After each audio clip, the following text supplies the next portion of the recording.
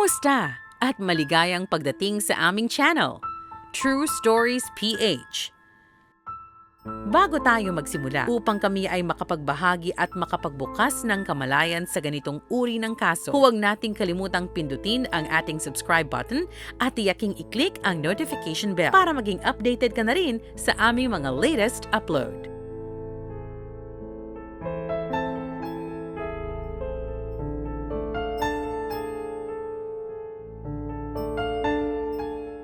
Nang iniulat na nawawala ang 8 years old na si Maddie Clifton, sumali si Joshua Phillips, isang 14-year-old na teenager sa daang-daang mga volunteers sa paghahanap at paghalughog sa kakahuyan at mga basurahan sa paligid ng komunidad. Napansin ng ina ni Phillips ang likido na nagmumula sa ilalim ng kama at natuklasan ang katawan ni Maddie.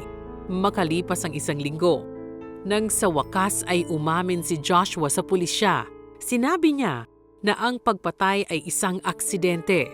Matapos hindi sinasadyang hampasin si Maddie ng baseball bat, nataranta siya at dinala siya sa kanyang silid. Nang maglaon, nang si Maddie ay umuungol, nagpasya itong patayin siya sa panahon ng paglilitis. Lumabas na si Phillips ay natakot sa kanyang iniulat na mapang-abusong ama at nagpanik dahil natakot siya sa reaksyon ng kanyang ama.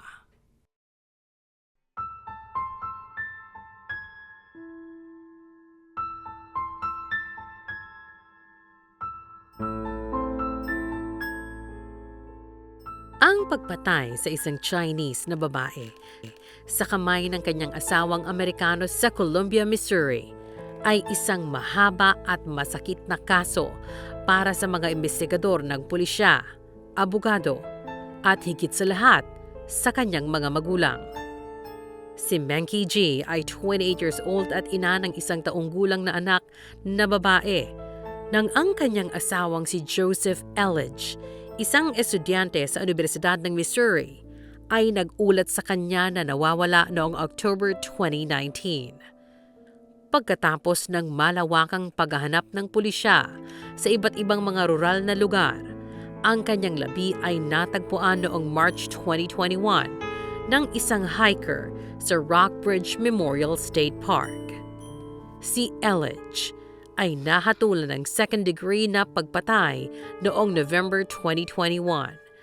Itinakda ng isang hukom ang kanyang sentensya sa pagkakulong sa 28 years, gaya ng inirekomenda ng hurado sa paglilitis.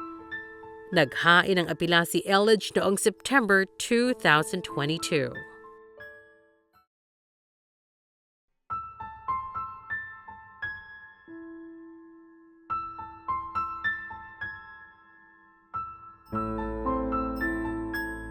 Si Erin Caffey ay 15 years old nang planuhin niya ang pagpatay sa kanyang buong pamilya. Hindi natuwa ang mga magulang ni Erin na nakikipag-date siya sa isang lalaki na nakatatanda sa kanya at sinubukan niyang pigilan itong makita siya. Sa halip na maghiwalay, binalak ng dalaga ang pagpatay sa kanyang pamilya.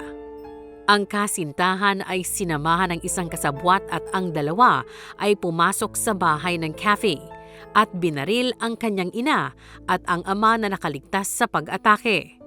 Pinuntahan naman nila ang dalawang nakababatang kapatid ni Erin at ginamitan ng patalim at ito ay namatay. Pagkatapos ay sinindihan ng dalawang lalaki ang bahay ng pamilya. Si Erin sa una ay gumawa ng alibi sa pagkidnap, ngunit hindi nagtagal ay nasira ang kanyang kwento. Para sa kanyang pagkakasangkot sa pagplano ng mga pagpatay, si Erin ay sinintensyahan ng habang buhay na pagkakulong ng walang parole. Lubos ang pakikiramay at simpatya ng aming team sa pamilya ng mga biktima at kami ay mahigpit na tumututol sa uri ng aksyon na naganap sa ating kwento.